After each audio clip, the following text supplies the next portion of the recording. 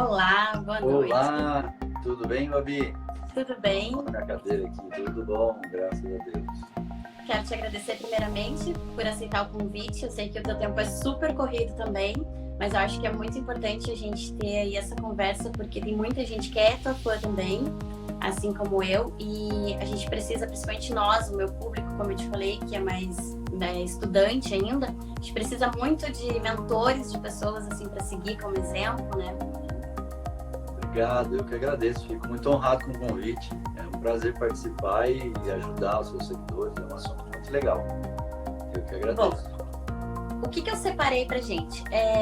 Como eu já assisti algumas palestras tuas, também tem esse trabalho de coaching, eu resolvi falar um pouquinho mais sobre os dilemas que a gente enfrenta na medicina veterinária, que são muitos, né? A gente poderia ficar horas aqui falando.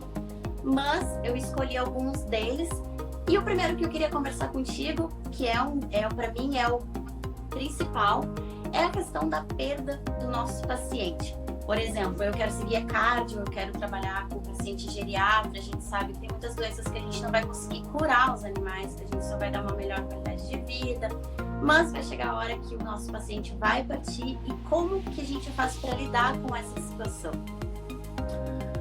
A morte do paciente, deixa eu te falar uma coisa, essa pergunta ela é muito, muito interessante, mais do que eu imaginava, vou te explicar por quê. Eu recém lancei uma pesquisa na veterinária, inclusive o link dessa pesquisa está na minha bio. Eu vou convidar você e os seus seguidores também para clicarem lá e para responderem. São perguntas rápidas, elas são perguntas abertas, mas justamente para a gente entender o cenário dentro da veterinária no Brasil. E aí eu pergunto quais são os seus principais medos, quais são as suas principais aspirações dentro da veterinária, quais são as nossas dores, para entender tudo isso. E curiosamente, Babi, o maior medo disparado dos veterinários, porque eu já tenho uma prévia, bastante gente está respondendo, é justamente o medo de perder o paciente, é o medo da morte. Então foi muito legal quando você me mandou essa pergunta, porque casou certinho com o que está acontecendo, que é o medo dos veterinários. O que é importante a gente mencionar nisso? Primeiro, ninguém está preparado para a morte. A gente tem um instinto de sobrevivência. Então a gente não está preparado nem para a nossa morte, nem para a morte das pessoas e dos pets que a gente ama, que convivem com a gente. Então, por mais que a gente, por exemplo, passe um período próximo de alguém que está com uma doença oncológica, por exemplo, que está sofrendo muito, que algumas vezes a gente chega até a pedir para Deus que a pessoa morra logo, para aliviar o sofrimento dela. Quando a pessoa morre, quem já passou por isso sabe o que eu estou falando. Eu já passei por isso 2 vezes, com meu pai e com a minha mãe. É um misto de sentimento, de emoção. É um mistão de coisa. Daí a hora que a pessoa vai, ou que o pet vai, a gente sente alívio pelo sofrimento que foi embora, mas também sente uma culpa lascada, eu podia ter feito mais, devia ter feito mais. Então é um misto de emoção, porque a gente não está preparado para a morte por conta do nosso instinto de sobrevivência. Mas, para responder mais especificamente, eu vejo 2 situações. A primeira delas é quando você fez tudo que você podia, e aí, pelo paciente, né? Fez tudo que você podia, envolve uma questão que é justamente uma proporção, um equilíbrio entre o mundo ideal e o mundo real. Então, você pega, por exemplo, algumas doenças crônicas, como insuficiência renal, insuficiência cardíaca, ou mesmo o próprio câncer, né, os pacientes oncológicos e tudo mais. O mundo ideal é que você tem todos os recursos à sua mão, recursos tecnológicos, medicamentos, etc., para cuidar desse paciente. O tutor queria tratar e tinha condição financeira para tratar. Então, são 3 coisas. É você ter a habilidade, ter os recursos, né? O tutor querer e investir, ter recurso financeiro para pagar. Só que a gente sabe que nem sempre o mundo ideal é o mundo real, porque muitas vezes você não tem próximo de você todos esses recursos.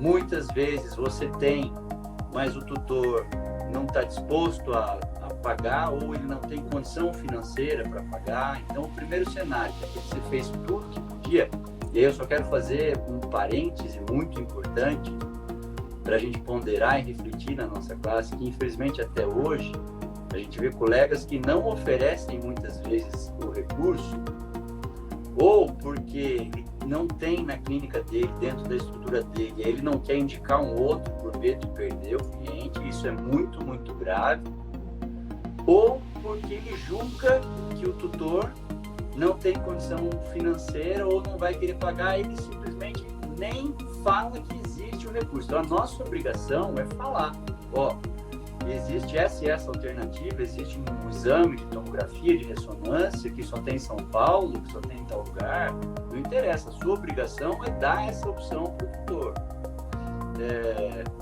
Existe, por exemplo, hemodiálise, se for o caso de um paciente nefropata crônico que tem indicação para hemodiálise, a decisão, se vai, se não vai, quero investir, não quero, é do tutor. A sua obrigação é falar. Pois bem, dito isso, estou diante de uma situação que eu já esgotei essas possibilidades, eu tenho os recursos, ofereci os recursos, o tutor aceitou, fez ou não aceitou, daí já não é mais contigo. Mas você fez tudo que podia, tudo que estava à sua mão, e o paciente veio a óbito, então daí é uma sensação de paz, de tranquilidade, a consciência tranquila, eu fiz o que estava à mão, todo mundo vai morrer um dia, daí não adianta também a gente escapar disso. Então, essa sensação é uma sensação, obviamente, que a gente não gosta, porque é um desfecho negativo, a gente perde paciente, sempre sente impotência e tudo, mas consciente, a nossa consciência está tranquila que você fez de tudo que podia. Outro cenário é quando você não fez tudo que podia e perdeu o paciente, ou porque você negligenciou, e a gente tem que também ponderar que a gente tem possibilidade de errar juridicamente diante de 3 aspectos, que é negligência, imperícia e imprudência. Quando eu não ofereço o recurso para o meu cliente, ou porque eu estou com medo de perder o paciente, o cliente que vai para outra clínica, outra estrutura, ou porque eu julgo que ele não tem condição financeira e não vai querer investir, eu simplesmente negligencio isso. Então, aí é erro grave meu. Eu posso responder, inclusive, juridicamente por isso depois. A imperícia, que é quando você tenta fazer alguma coisa que você não tem habilidade para fazer. Então, por exemplo, eu, Caleso, resolvi fazer uma cirurgia ortopédica, é uma imperícia total e completa. Não tenho formação, não tenho habilidade, não tenho condição, não tenho competência para isso. Ou a imprudência, quando eu faço alguma coisa sem ter os recursos e a estrutura que eu preciso, sabendo o risco que eu estou correndo. Então, tudo isso é importante a gente ponderar. Mas então, só para resumir e para simplificar, são 2 situações diante da morte. Uma que você está diante de um paciente que morreu, mas você fez de tudo por ele, você ofereceu todos os recursos, e se o tutor aceitou ou não, aí não é responsabilidade sua, mas você ofereceu e tá beleza. E aí o paciente morreu, feliz, obviamente você não vai ficar, mas você fica em paz. E a segunda sensação é de quando você deixou de fazer alguma coisa pelo seu paciente, ou por conta dessa questão de não querer indicar, ou porque você não estava preparado em termos de recursos ou de habilidades. Aí a sensação é ruim, porque daí gera aquela sensação de culpa. Sem querer me estender muito, porque esse assunto é bastante complexo, é importante a gente entender o que é a culpa, para que ela serve, e entender as nuances, as diferenças. Por exemplo, culpa é diferente de arrependimento, e a gente não tem formação emocional, ninguém nos ensina. Isso que você está sentindo é culpa, isso que você está sentindo é arrependimento. A gente vai aprender no meio de uma vida.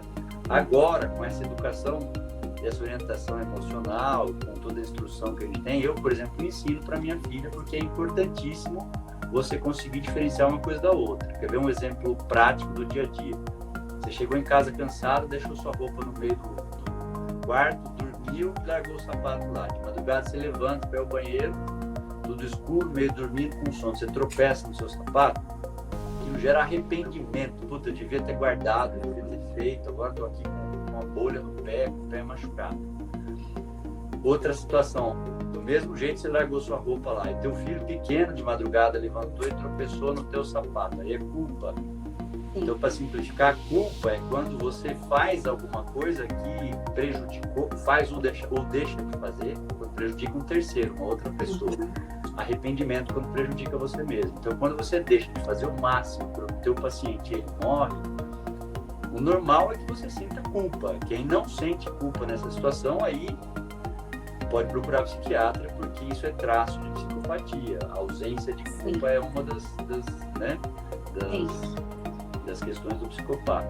E aí a culpa, aí entra no outro cenário emocional, que é o seguinte: a culpa, para que ela serve? Justamente para você refletir e pensar adiante. Então, da próxima vez eu não faço, da próxima vez eu faço diferente, eu vou me preparar para esse cenário, porque eu me arrisquei demais, porque eu devia ter feito assim, um assado. Então a culpa, ela é importantíssima, é uma emoção muito importante para o convívio social.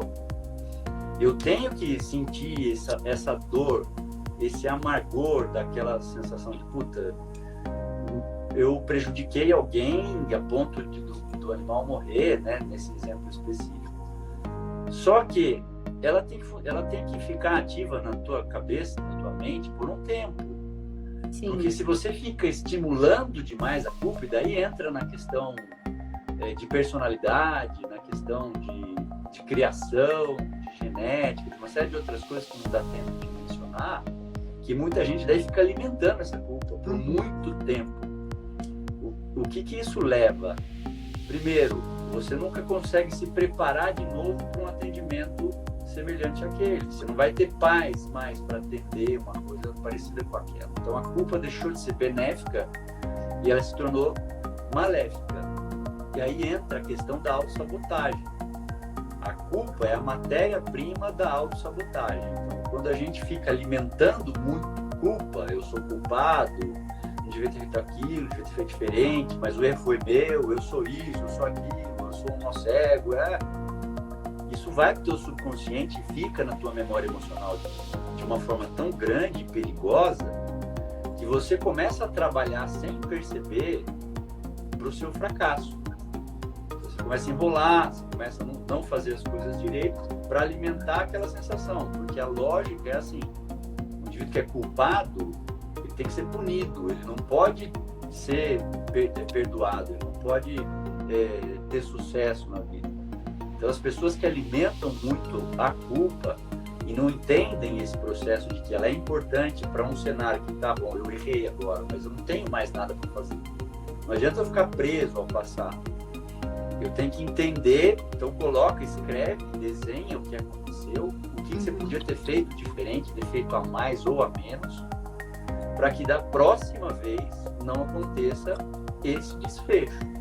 E aí você está diante de uma situação saudável. Mas eu acabei me estendendo na pergunta porque esse assunto ele é muito, muito interessante, muito importante, e porque ele também vai gerar material para a terceira pergunta que você vai me fazer sobre o burnout. Sim. Porque ele tem muita relação com o burnout, por conta da questão emocional. Sim, tudo se encaixa, na verdade, né? Todas as perguntas se encaixam aqui. Tudo interligado. Exatamente. A Flávia comentou aqui que é exatamente isso, a gente tem que oferecer o nosso melhor, né? Então, a gente fica com a consciência tranquila, desde que a gente ofereça o nosso melhor, a gente faça tudo pelo paciente, a gente tem que realmente ficar com a consciência tranquila. E como tu falou, é exatamente isso, a gente nunca tá pronto para lidar com a morte, seja de quem for. É claro que a gente não quer perder um paciente, principalmente quando a gente recém tá formando, tá recém tá formada, então a gente quer sempre acertar e a gente sabe que isso não é possível acertar Não sempre. é possível. Então, por isso que eu acho muito importante esse trabalho de coach, porque a gente tem que saber lidar com várias coisas. É tutor, é perda de paciente, eutanásia, síndrome de burnout. Então, é muita coisa pra gente lidar num meio que tô chegando agora. Tudo isso cai sobre nós. É um peso muito grande que se tu não tiver um psicólogo muito bom, né? Um psicológico muito bom, dá Você ruim. fica abalado, né? Você entra num estado emocional bastante ruim. Isso pode perdurar, né? Exatamente. Mas vamos deixar isso para a terceira pergunta, então. Eu queria, antes disso, te perguntar um outro dilema, que é esse sim, é um debate que poderia ficar horas e horas conversando, cada um tem a sua opinião.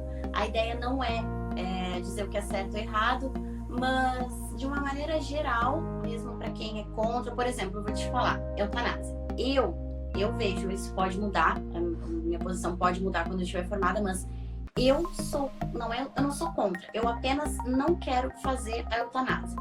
Por questão, não digo nem religiosa, porque eu não sigo nenhuma religião, eu acredito bastante no espiritismo, eu leio bastante sobre, mas eu não me sinto no direito de tirar a vida de um ser, mas entendo que muitas vezes a eutanásia, principalmente para mim, que eu vou trabalhar com paciente geriátrico, eu vou precisar dela, só que eu não quero fazer, eu vou passar a responsabilidade para outro colega meu. Mas, de uma maneira geral, como lidar com a eutanásia? Porque eu acho que isso também é um problema muito grande nas pessoas. Os médicos veterinários ainda não, principalmente os recém-formados, eles não sabem lidar ainda com, é certo, não é, quando devo, quando não devo, tenho que dar a opção, porque no momento que de repente eu dou a opção, o proprietário já não é, realmente, né? Porque não dá, não tô afim, tá muito longo, é caro, não vai dar certo. Então, Babi, a questão é que a eutanásia, do ponto de vista jurídico, legal, ela é legal. É um procedimento que, inclusive, é citado como um ato de amor por alguns autores, por algumas pessoas. Desde que ela seja feita com todos os critérios, ou seja, excluídas todas as possibilidades de dar conforto e qualidade de vida para o paciente. Não tem mais o que fazer. E o paciente está agonizando de dor, por exemplo. Ele não responde mais a tratamento de analgesia, enfim, você vai manter sedado, e aí entra uma questão que é permitido na veterinária, não é permitido na medicina, no Brasil, né? Mas na veterinária é permitido. Então, o primeiro ponto quando se fala em eutanásia é você ter consciência de que é um assunto para ser conversado apenas, única e exclusivamente, quando todos os outros recursos foram esgotados, não tem mais o que ser feito. O tutor não tem condição mais financeira de fazer, você não tem condição de ficar com o animal, aí entra todas as outras questões que são extremamente polêmicas e daí passam a valer de opinião pessoal de cada um. Então não é muito o que a gente pretende nesse momento, né?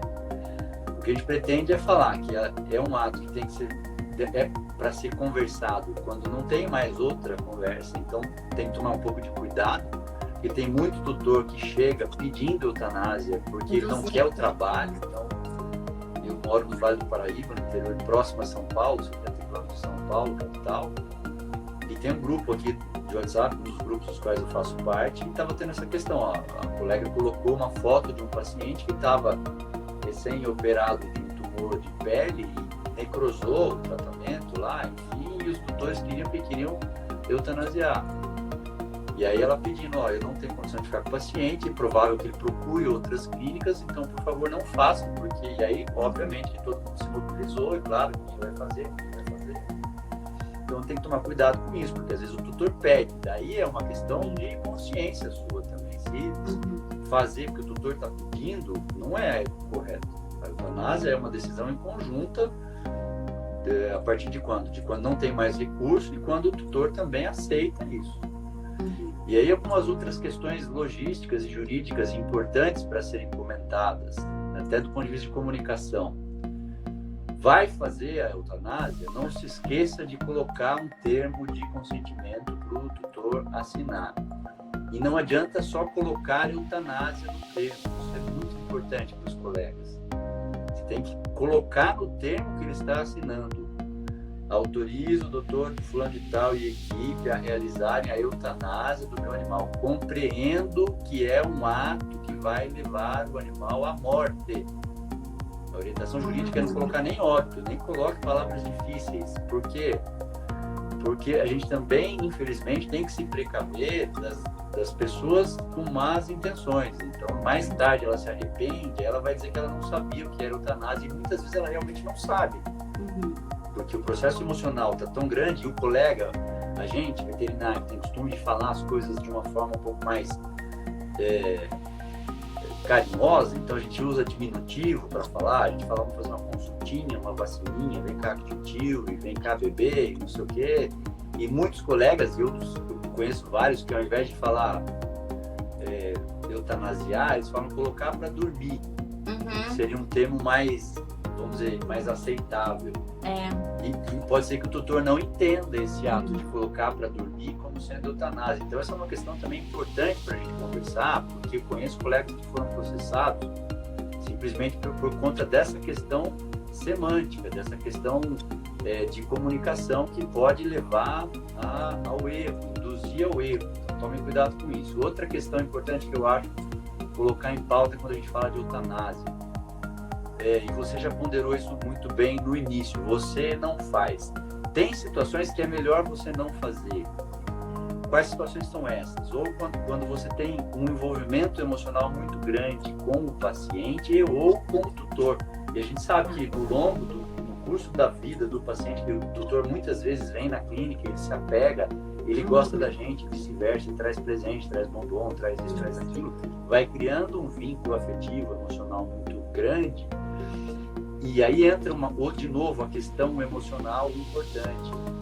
Quando você pega esse paciente que você conhece desde pequenininho, que você se apegou a ele, você se vinculou ao tutor, você cria uma emoção muito grande. Portanto, quando esse paciente começa a ficar doente, começa a sofrer doenças crônicas, progressivas e tudo mais, é normal a gente ficar abalado emocionalmente.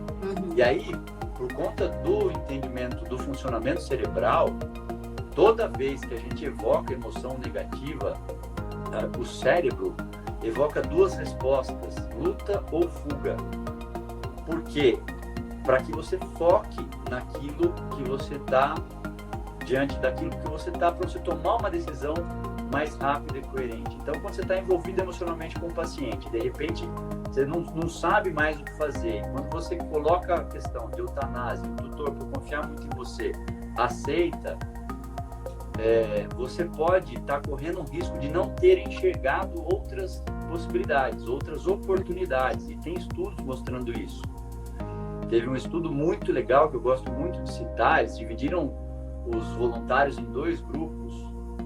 E para um grupo, vamos colocar grupo A, os pesquisadores pediram para que eles evocassem memórias ruins, negativas. Então, pensa na situação mais difícil que você já viveu, quando você já sentiu mais raiva, mais medo, na fase mais difícil da sua vida. E aí dava uma imagem para essa pessoa ver, só que era uma coisa muito rápida. Dava e tirava tudo dentro de um tubo de ressonância magnética funcional, para enxergar quais áreas do cérebro estavam sendo mais ou menos irrigadas. Essas pessoas que evocavam emoções ruins antes de enxergar as imagens que eles davam, elas tinham a parte do córtex occipital, que é a região de trás do cérebro, que é responsável pela visão, ficava muito menos irrigada, muito menos sangue aqui. Sim. Por isso que, sabe a expressão, fiquei cego de raiva, fiquei com medo, isso é literal. A gente enxerga menos coisa, porque você passa a ter 2 opções que você tem que decidir muito rápido. Pensa na época das savanas africanas, das cavernas, a decisão tinha que ser muito rápida, não dá para você ficar tentando enxergar outras alternativas. E aí essas imagens que eles viam, que eles mostravam, esses voluntários enxergavam pouquíssimas coisas na imagem, porque era uma coisa muito de relance. Para o grupo B, eles pediam para essas pessoas evocarem emoções positivas. Pensa no momento mais feliz da sua vida, quando nasceu seu filho, quando você passou na faculdade, quando você ganhou um aumento, quando você foi promovido. E o processo era o mesmo, dava as mesmas imagens para essas pessoas enxergarem dentro do tubo de ressonância magnética funcional. Essas pessoas que evocavam emoções positivas ficavam com o córtex occipital, que é a região de visão, muito mais irrigada, e elas enxergavam mais coisas nessas imagens. Então, quando a gente está emocionalmente envolvido, emocionalmente de forma negativa, com preocupação, com tristeza, com raiva, com medo, a gente enxerga menos coisas. Então, você tomar a decisão de eutanasiar, mais para frente pode colocar num estado de culpa muito grande, porque de repente pode, e se eu tivesse feito aquilo, e se eu tivesse feito aquilo outro, se eu tivesse tentado mais um pouco. Então, entrega esse paciente para um colega teu que você confia, alguém próximo a você, examina para mim, por favor, porque eu não estou conseguindo mais. E essas dicas, Babi, são fundamentais para evitar o processo de burnout, já me antecipando. E, infelizmente, muitos dos nossos colegas estão envolvidos porque a gente não tem esse treinamento, a gente não tem essa formação e essa informação enquanto a gente passa pela graduação. Então, são coisas que algumas pessoas fazem instintivamente, porque elas têm um autoconhecimento um pouco maior, e outras simplesmente vão empurrando, que é o que você falou. De manhã, você atende um paciente que veio a óbito, e você fica naquela dúvida, será que eu devia ter feito mais coisa? Depois entra um que é para vacinar, depois entra um outro que cortou a pata no banho tosa. Então, quer dizer, é uma complexidade muito grande. Então, a gente ter essa visão do todo, essa visão emocional de como é o nosso dia a dia, como é a nossa rotina, ajuda muito para evitar problemas sérios no futuro. Eu acho que, assim como eu acho que essas disciplinas de psicologia, assim, tinham que ser implementadas desde a época do colégio, na faculdade, principalmente, eu sei porque na minha grade ali da faculdade também tem algumas cadeiras nada a ver, assim, aquelas cadeiras EAD que a gente tem que fazer, que são tão desnecessárias, e era tão importante a gente ter um tipo de uma disciplina que fale sobre isso, sobre dilemas, sobre coisas que a gente vai enfrentar, mesmo que fosse assim, podia ser uma disciplina que fosse para levar palestrantes médicos veterinários que possam relatar o que tiveram de ruim, o que tiveram de bom, o que aconteceu, como eles souberam contornar a situação. A gente precisa muito disso, porque quando a gente sai da faculdade, a gente sai completamente perdido e achando que vai ser tudo um mar de rosas, né? Quem faz estágio direto, assim, em clínica particular, ainda consegue ter um pouco mais de experiência, porque já vai convivendo, já vai vendo como é a questão com o tutor, que às vezes a gente tem que lidar de certa forma de uma maneira com o tutor, de outra maneira com o outro, já sabe lidar um pouco mais com a questão da eutanásia, mas tem gente que nem sequer só faz o estágio curricular no final, que é aquela coisa corrida, que tu tá pensando em TCC, não tá nem prestando atenção, e aí de repente tu tá ali clinicando e acontece todas essas coisas e é proprietário querendo te processar, dizendo que o tratamento foi errado, que tu não... Esse é o segundo maior medo, segundo a pesquisa que eu estou fazendo. Processo judicial. Processo, né? Porque hoje em dia, qualquer área, hoje em dia as pessoas, tem muita pessoa de má fé, agente de má fé. Então, não gostou, vou lá, vou processar. E hoje é muito fácil processar, é muito complicado, né? Então, esse é um dos, se não o maior medo que eu tenho é o processo. Não por erro, mas por tentar fazer e não ser compreendida, ou o tutor não entender que o tratamento, sei lá, um tratamento dermatológico, ele demora e que de repente ele realmente tem que fazer todo dia, ele tem que dar banho 3 vezes na semana, e aí ele não faz, o tratamento não dá certo, ele me processa porque gastou um dinheirão com shampoo, com pomada, com o meu pagamento, não teve resultado. Então é muito complicado, é tudo. E aí essa pressão, que aí o que acontece é a síndrome de burnout, né? Que tem muita gente que ainda não sabe o que é, tu leva muito esse tema para as palestras. E eu queria que tu falasse um pouquinho sobre o que é e como que a gente contorna essa situação, como que a gente, né, umas dicas que a gente possa levar para a vida aí, como um futuro médico veterinário. Tá. Burnout é uma expressão do inglês que quer dizer queimar, é ser explodir. Então, é a fadiga emocional tão intensa que você explode realmente. Explode para dentro ou para fora. Ela faz parte do CID, inclusive, do Código de Doenças. Então, ela é considerada uma doença, já no Brasil também, dentro da nossa legislação, de tão grave que ela é. E os profissionais da área da saúde, via de regra, estão muito sujeitos a desenvolverem burnout. Tem que tomar muito cuidado. Existem 2 teorias, Babi, a respeito do que leva ao burnout. Por que a pessoa entra num quadro de esgotamento emocional tão grande? E por que o profissional da área da saúde ele é mais suscetível? Porque ele está cuidando do outro. Sim. Então os enfermeiros, os médicos, os fisioterapeutas e os veterinários, a gente está cuidando do outro. E para cuidar do outro você tem que estar bem em primeiro lugar. E de novo, a gente não tem orientação do que fazer para ficar bem. Então as 2 teorias que explicam o porquê do burnout, uma delas diz que são as pessoas que são muito empáticas, ou seja, que se preocupam demais com os problemas dos outros e que se envolvem demais, por exemplo, no tratamento de um paciente grave, oncológico, crônico, enfim, ele se envolve tanto que ele perde a dimensão do que é problema dele, do que é problema do outro, ele já começa a viver o problema junto com o tutor, junto com o paciente. Essa é uma teoria que tem muita gente contestando e dizendo o seguinte: o problema não são as pessoas muito empáticas, são as pessoas que têm conflitos emocionais muito grandes e que não sabem demonstrar ou reconhecer e demonstrar as suas próprias emoções. Daí, por isso, elas ficam mais suscetíveis a absorver demais o problema emocional do outro, porque quem está no campo, na veterinária, que já atende, sabe que existem diversos tutores que não conseguem lidar com a situação do pet adoecido, com prognóstico sombrio, reservado, etc., e ele acaba exigindo demais de você. Daí, quando você não está preparado emocionalmente, você acaba entrando num cenário que pode levar você a explodir. a entrar no burnout. Quais são as características do cenário profissional que podem levar ao burnout? Aí eu te digo que a gente tem toda a matéria-prima. A gente que trabalha com clínico de pequenos animais, a gente tem tudo perfeitinho ali. Por quê?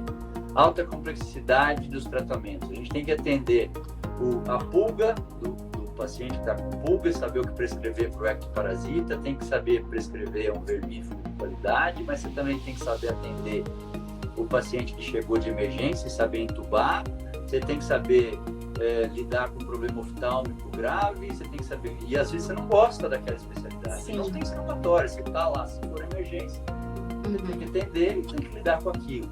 Então é uma situação muito complexa, como a gente mencionou há um pouquinho de tempo atrás, quer dizer, eu lido com um paciente que morreu de manhã, daqui a pouco chega um filhote super feliz e contente para vacinar, banana no rabinho. Então você acaba virando mesmo, é bastante suscetível. Muita pressão no trabalho, a gente é muito cobrado pelos tutores hoje em dia. Por quê? Porque eles tratam os animais como membros da família, mas nem sempre tratam os veterinários como o pediatra do filho deles. Então é um desequilíbrio entre o que eles esperam da gente, mas o que eles oferecem para a gente. Então a gente não tem um reconhecimento tão grande. Aliás, nessa pesquisa que eu mencionei, se você chegou um pouquinho mais tarde na nossa conversa, eu te convido a entrar na minha bio lá, entra, clica no link, responde, porque isso é muito importante. Até agora, dentro dessa prévia que eu já tenho, de bastante coisa, a principal reclamação, a principal dor do veterinário, pouca valorização por parte do doutor. Tá todo mundo reclamando da mesma questão. Outro ponto, baixa valorização financeira. A gente sabe que a gente trabalha, dá plantão às vezes de 12 horas para ganhar quase nada, muito pouca valorização financeira. Sobrecarga de trabalho, porque por conta disso você tem que virar plantão, tem que trabalhar em 2, 3 lugares. E, enfim, pouca grana, muita cobrança emocional, muita competitividade. Tem muita gente saindo para o mercado não está absorvendo todo mundo. O mercado diz por aí que o mercado pet fatura bilhões, então todo mundo acha que vai entrar e vai ganhar dinheiro, e o cenário é bem assim. Ou seja, tem toda a matéria-prima para a gente entrar em burnout. Se a gente não se cuidar, e aí entra a questão, como é que eu vou me cuidar? O que eu vou fazer? Tem que me lembrar que o ser humano, tirando as necessidades básicas que a gente tem de sobrevivência, fugir da dor em busca do prazer, tomar água para matar minha sede, comer para matar minha fome, ligar o ar-condicionado no verão para poder dar conforto de temperatura, conforto térmico, o sexo para ter prazer, enfim, as necessidades fisiológicas, a gente tem 4 níveis de necessidade. O primeiro, o segundo, o terceiro e o quarto. O primeiro nível de necessidade é a necessidade de sustentabilidade, que a gente tem que cuidar do nosso corpo físico. O segundo é a necessidade de segurança. E é disso que eu quero falar. Para a gente se sentir seguro, a gente tem que cuidar da nossa saúde emocional. Cuidar do nosso emocional. A emoção, ela é muito importante no processo de tomada de decisão. Ela é mais importante do que a razão. Então, sempre que você está diante de uma decisão importante para você tomar, seja ela pessoal, profissional, seja ela simples, que roupa eu vou trabalhar hoje, ou extremamente complexa, compro essa casa, não compro, alugo, faço uma pós-graduação, faço uma outra faculdade, abro a clínica, fecho a clínica, caso, separo, enfim, todas as decisões dependem mais do emocional do que do racional por conta do funcionamento cerebral. Isso é ponto biológico já bastante estudado e não tem mais discussão. Ah, não, mas eu sou muito frio, eu pondero, eu sei separar as coisas. Mentira. Mentira, isso é balela, não existe isso. Mesmo as pessoas mais ponderadas, o que elas fazem é arrumar justificativas racionais para validar o que o sistema emocional dela já decidiu. Não, eu vou comprar esse carro porque esse carro ele é econômico, tá? Não, mentira, você sentou no carro, você deu tesão, é o que você pode pagar. Aí você arruma todas as justificativas para validar essa emoção. Sim. Algumas pessoas percebem isso, outras não. Então, se você não tiver com o seu sistema emocional muito equilibrado, você imagina a quantidade de decisões que a gente toma no nosso dia a dia, Babi. Sim. Na emergência e na clínica, o que eu faço aqui? Qual ectoparasita eu prescrevo? Qual vermífugo eu prescrevo? Vacino ou não vacino? Sim. Uma situação besta. ó, chegou um filhote para vacinar, ele estava com 38,5, quase 38,9, mas ele está super bem. E aí, vacina ou não vacina? Isso é febre ou não é febre? O dia não estava muito quente. Se você não estiver equilibrado emocionalmente, você não consegue tomar uma decisão razoável. Calcula, estou operando, perdi um coto, está sangrando ali. Se eu não estou bem equilibrado, eu perco o animal ali por falta desse ajuste emocional. Então a emoção é tão importante que ela faz parte, ela é uma das nossas necessidades para poder garantir a nossa segurança. E como é que eu mantenho a minha saúde mental, a minha saúde emocional nos trinques? Eu tenho que cuidar de mim, eu tenho que ter paz, eu tenho que ficar confiante, eu tenho que executar ações que me levem a evocar emoções positivas. E o que você vai fazer, eu não sei. Você que tem que saber o que te acalma, o que te deixa feliz, o que te deixa motivada. Para algumas pessoas, escutar uma música, a pessoa já está num estado de paz profunda. Ela já foi e voltou para Nárnia. Outras pessoas não. Outras pessoas precisam meditar, precisam entrar em oração. Enfim, aí você vai ter que descobrir. Daí entra um processo de autoconhecimento muito grande para você evocar emoções positivas. Por quê? Porque se você parar para pensar, todas as vezes na sua vida que você tomou decisões produtivas, que você estava produtiva, motivada, estudando pra caramba, que te ajudou a passar no vestibular, ou que você estava super bem, estava indo bem em todas as provas, para pensar quais eram as suas emoções nessa fase. Eu te garanto, você estava calma, você estava confiante, você se sentia desafiada positivamente, você estava engajada. O que estava te levando a isso, eu não sei. Você tem que saber de novo. E ficar nesse estado emocional é ultra importante para você conseguir vencer tudo isso que a gente tem de matéria-prima para o burnout, a pressão no trabalho, uma crítica de um colega. Que, aliás, esse é o terceiro ponto, até agora, dessa pesquisa. Está todo mundo enfurecido com a falta de ética dentro da veterinária, com colegas que falam mal, que ficam... entendeu? Ajudando o tutor, o cliente a ficar puto com outro profissional, etc.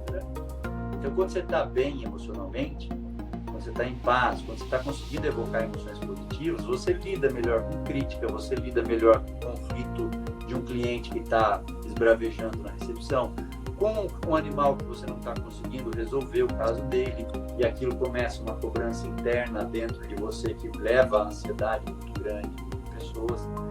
E aí, se você não está conseguindo fazer isso, que a gente chama de zona de performance, então, quando você consegue evocar essas emoções positivas, você está performando bem, você está motivado, otimista, e beleza, vamos, vai dar certo, vou conseguir, e você consegue lidar até com alguns erros seus. Puta, errei nesse diagnóstico, errei nesse tratamento, não, mas tudo bem, eu vou aqui, eu vou conseguir dar na próxima melhor. Quando você está assim, essa é a zona de performance. Se você não consegue alimentar isso, é um passo para você ir para o que a gente chama de zona de sobrevivência, que é quando você começa a ficar mais irritado, quando você começa a ficar mais impaciente, mais intolerante, você começa a ficar engatilhado, que a gente chama. O sujeito engatilhado é aquele que você não pode falar alguma coisa que ele se sente ameaçado, ele já responde mal. Você não pode olhar diferente, o que foi? O que eu fiz de errado?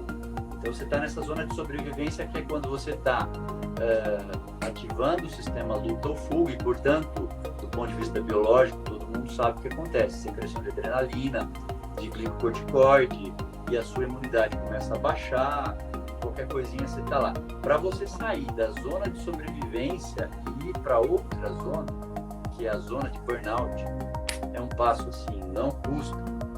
Porque se, vamos supor, você está nesse estado assim, morre um paciente, um tutor fala mais alto com você, ameaça processar, daí você entra na zona de burnout, que é o que você me perguntou agora. E aí, o que é importante você entender a seu respeito para saber, puta, será que eu estou no burnout ou será que eu não estou? Tem 3 níveis de burnout. O nível 1, que obviamente que é o mais leve, que é quando você começa a ficar constantemente irritável, quando você fica ansioso demais. E a ansiedade, é importante a gente fazer um adendo aqui. Tem uma ansiedade que é boa, a gente precisa sim de ansiedade para poder produzir, mas a ansiedade em excesso leva também à diminuição de produtividade. Algumas pessoas começam com picos hipertensivos, a pressão começa a subir, nem sempre elas percebem isso, porque tem que aferir a pressão, né? Então, às vezes você passa pelo estado de nervoso e volta e não se deu conta disso. Algumas pessoas começam com bruxismo, morder o dente, principalmente à noite, esquecimento, sua memória começa a falhar, você sente palpitação, reduz concentração, enfim, você começa a ter alterações gastroentéricas, 2 ou mais dessas alterações todas que eu citei, você já pode saber que você está no estágio 1 do burnout. E aí as pessoas, não, mas isso aí eu resolvo, isso aí eu consigo dar conta, isso aí eu sou assim mesmo, é meu jeito, não é seu jeito. Não é seu jeito, peça ajuda, porque senão você vai entrar no nível 2.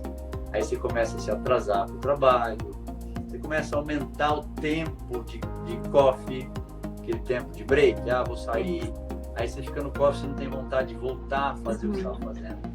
Você demora para executar as tarefas. Algumas pessoas já começam com perda de libido nessa fase, algumas dão conta disso, outras não, ficam mais resistentes a mudanças, alteram o comportamento, começam a abusar do álcool. O veterinário faz muito isso, a gente tem muita festa que estimula isso, então quer dizer, para ficar feliz e relaxar tem que beber, a pessoa não percebe que ela está exagerando, ou do café, ou do cigarro, quem fuma, aí você está no nível 2. Se você não, duas dessas alterações ou mais, você também já está considerado o nível 2. E se você não presta atenção, daí você vai para o nível hard, que aí você percebe, todo mundo percebe. O trabalho passa a ser um fardo para você não aguenta mais trabalhar, só aguenta para a clínica. Todo tutor é um mala, todo tutor é um pé no saco, tá tudo reclamando, ou você começa a entrar em depressão, sua imunidade começa a cair constantemente, você fica mais suscetível àquelas infecções virais, herpes, gripe, enfim, distúrbios gastroentéricos crônicos, desordens mentais, fadiga crônica, o sujeito já começa a ter pensamentos suicidas, uma cefaleia, a dor de cabeça que não passa com nada, com remédio, etc. De novo, 2 ou mais dessas alterações está no nível 3. Procure ajuda o quanto antes. Então, o ponto aqui é você entender, se conhecer para saber, será que eu estou nisso ou não estou nisso? Consigo lidar com isso sozinho ou preciso de ajuda? Não tem problema nenhum precisar de ajuda. Muito pelo contrário, ninguém faz nada sozinho. Então, a gente tem que também se dar conta disso. E o resultado, na verdade, grande parte do resultado é tu já conseguir pelo menos identificar que tu precisa de ajuda, né? Identificar que você precisa de ajuda e ir atrás de ajuda. Porque é aquela história de que se você não procura ajuda logo, no estágio 3, aí você não quer ajuda. Aí você quer mais manter, ficar na depressão, e aí começa a piorar, porque daí começa a ficar mais difícil sair daqui. Aí você precisa de remédio, não é mais terapia, não é mais coach, não é mais autoconhecimento, é remédio mesmo, para tirar você daqui. E não tem problema nenhum. As pessoas têm um preconceito com remédio psiquiátrico, não tem problema nenhum, cara. Você toma remédio para diarreia, você toma remédio para dor de cabeça, entendeu? Não tem, é muito melhor você tratar, não tem... Claro. Falar. Perfeito. A Bruna ainda comentou aqui que realmente é falta de ética, né, de humildade para encaminhar para os especialistas, às vezes por perder cliente. E eu acho tão maneiro como a veterinária tem evoluído, essa questão de, nossa, antigamente era um veterinário clínico geral e tinha que resolver tudo, e hoje não, a gente tem especialistas, a gente tem a medicina a nosso favor. Então, a gente tem, é que falta mais essa união, né? Eu sou cardio, eu sou eu sou clínico geral, mas eu não sou tão boa na cardio, ou eu tô vendo que meu paciente precisa de uma ajuda mesmo maior que eu não posso dar, porque eu não vou encaminhar para o Caleison, que é cardiologista, né? Então falta essa empatia entre nós colegas. E Caleison, para não me estender muito, porque eu acho que a live ela tem um tempo máximo, não é? Uma hora, né? Tá. Então, a gente está estourando. Eu queria te perguntar antes uma coisa, porque eu ia te pedir para falar um pouco mais sobre o teu trabalho de coaching, na verdade, porque foi diante de tudo isso que tu viu, esse cenário na veterinária, que tu pensou em trabalhar com coach também, porque eu te conheci como cardiologista e agora tu está também com esse trabalho de coach. Como que é, o porquê que tu decidiu isso, e se é mais voltado para veterinários mesmo ou de um modo geral? Babi, a minha vida foi assim, essa é uma dica que eu dou em palestra, etc., com as pessoas que não sabem exatamente qual é a missão delas. Isso aconteceu comigo, não tem problema nenhum. Eu fui para veterinária, sempre gostei de carne, comecei a estudar já de forma autodidata, porque na minha época não tinha cursos lato sensu de cardiologia, de pós, nada disso. Então eu comecei a estudar, comecei a atender cardio, começou a dar certo, eu sempre fui estudioso e tal. Só que em algum momento, eu tinha já uns 6 anos de formado, começavam a me faltar algumas respostas. Daí eu comecei a ouvir os meus clientes, e aí é que tá a dica. Meus clientes começavam a me perguntar: você é professor? Eu comecei a explicar bem. Não sou. Nossa, você dá aula. Sua didática é tão boa. Entendi o que o meu médico explicou, não tinha entendido. Agora entendi o que meu marido tem. Não sou. Nossa, você já pensou em dar aula? Eu comecei a escutar isso com certa frequência. Eu falei, puta, aí eu entendi que eu gostava mais de explicar do que propriamente de atender. Assim que caiu a minha ficha. E aí eu procurei pelo mestrado, pelo doutorado. Comecei a dar aula de cardio, palestras e tudo mais. E como cardio é um assunto muito denso, tem muita informação, e eu gosto muito da fisiologia, eu gosto muito de explicar os porquês, e por que está funcionando, por que não está, por que a gente vê, por que não vê, que nos cursos, assim, quando eu percebia que a turma começava a ficar cansada, começava a se mexer um pouco mais na cadeira, eu entrava com um assunto para descontrair.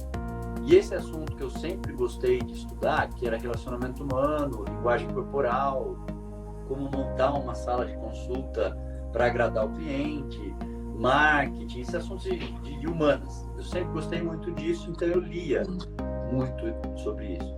E aí, no meio das aulas, eu começava a falar desse tipo de coisa. O que o cliente está transmitindo de mensagem, como ele aperta a mão, quando ele aperta por cima, por baixo, quando ele olha. E aí as pessoas começavam a me trazer o feedback. Puta, depois que você falou aqui naquela aula, mudou minha vida e tal.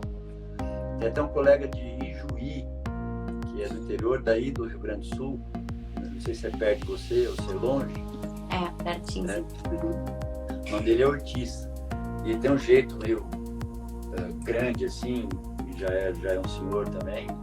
Ele tem um jeito meio de bravo. E daí no segundo curso de cardio que ele veio fazer comigo, ele veio, olhou pra mim e falou assim: preciso te falar uma coisa, guri. Eu falei, nossa, ele vai me xingar.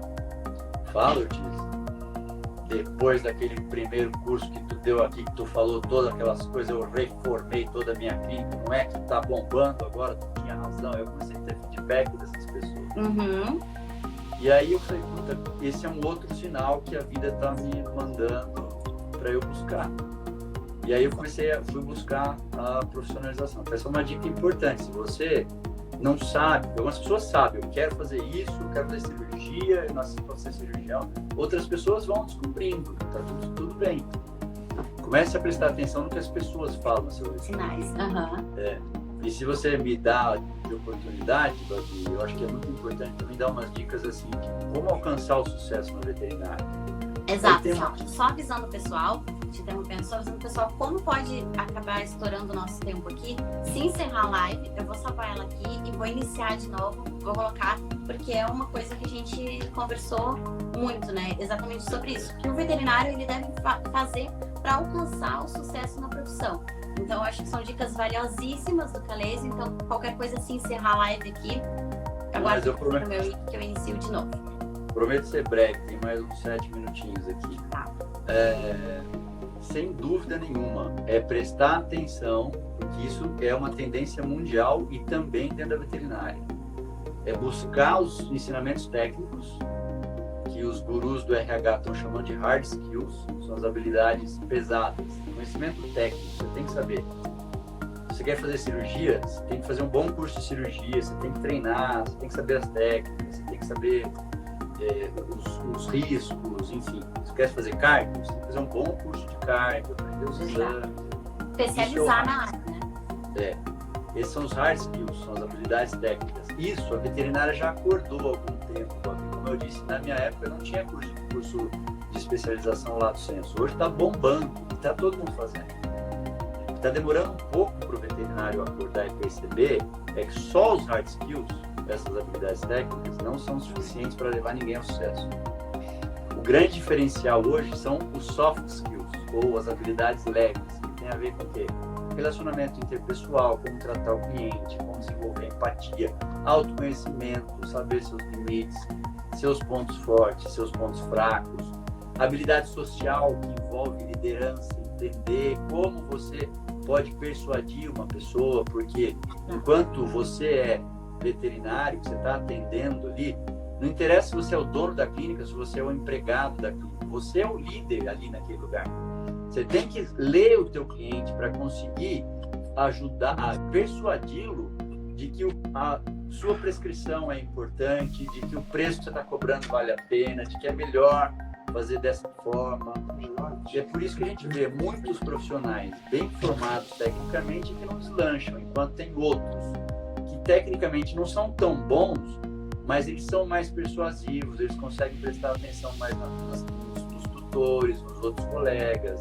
Então a dica que eu dou é: faz um balanço. Quanto você investiu ou tem investido em média na sua formação técnica?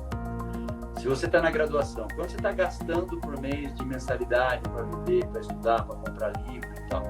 Se você já é formado, quanto você gasta por mês com pós-graduação, com esse tipo de coisa? Agora, faz um balanço, é o seguinte: quanto você gasta por mês com cursos de autoconhecimento, de liderança, de comunicação, de persuasão, etc. Tá assim, ó. Na veterinária, infelizmente, ainda as pessoas estão demorando para acordar. Isso tem que estar assim, ó.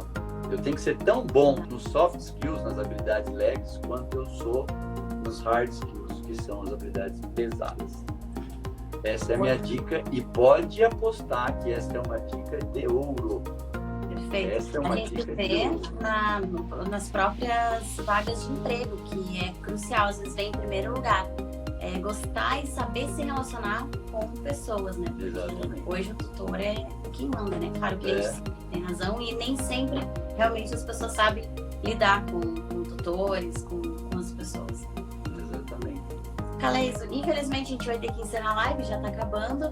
Sério, pessoal, assim, ó, tá amando, tenho certeza que foi muito bom para todo mundo. Eu te agradeço imensamente por ter respondido essas perguntas. A gente queria ficar muito mais tempo aqui podendo conversar, interagir com o pessoal, que tem um monte de comentários aqui do pessoal também. Infelizmente a gente tem que encerrar. Eu queria que tu deixasse os teus contatos, falasse só um pouquinho de algum curso, palestra, agora congresso que tu vai participar. Minha agenda tá cheia. Eu tenho, acho que o próximo congresso é esse em Campinas, o Vet Science, em abril. Depois, em maio, tem o CBA em Maceió. Depois não sei mais de congresso, mas tem diversos cursos. Me antecipando, eu estou lançando um curso online de inteligência emocional, desses assuntos que eu estou falando, mas eu vou divulgar nas minhas redes sociais. Para quem quiser me acompanhar, o meu perfil é @caleison_rosa. Meu WhatsApp, para quem quiser conversar comigo mais próximo, é 12 99786 0640. E as minhas redes sociais é fácil de encontrar, Caleison Rosa. Tem outro. Perfeito. Eu quero te agradecer também, Babi. Foi um prazer muito grande conversar sobre isso.